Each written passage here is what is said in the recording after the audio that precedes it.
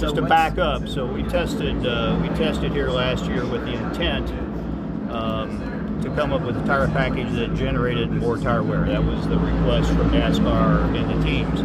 And we feel like we had a very successful test. We feel like we had a very successful race in the fall of last year, because we did exactly that. We ran a full fuel stop, definitely saw wear, but we thought it was spot on.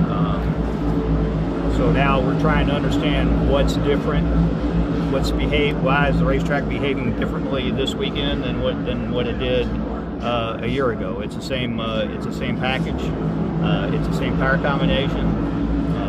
Obviously the difference is resin was placed on the lower groove instead of the PJ1, yet I still think the racetrack shouldn't be taking rubber as it did last fall. It took rubber immediately during that race. So still a bit of an unknown as far as why it's not behaving the same way, that being the racetrack, but that's kind of what we know now.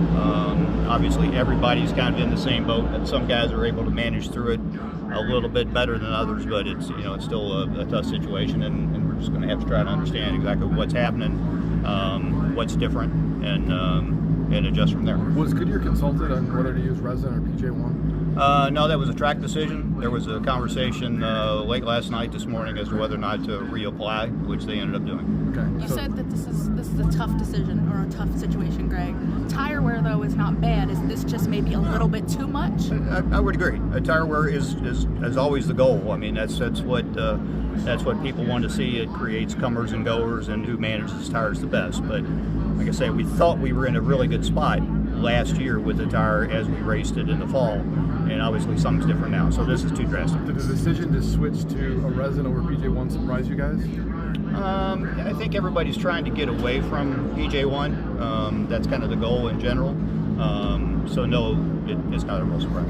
So basically the reason it's cording then is because the track is not taking rubber. It's just correct? not taking rubber. If you look up in the corners, the tire rubber's being worn off, and it's just not adhering to the racetrack. That's why you see all the marbles up at the upper corners. And again, last August, it took rubber immediately.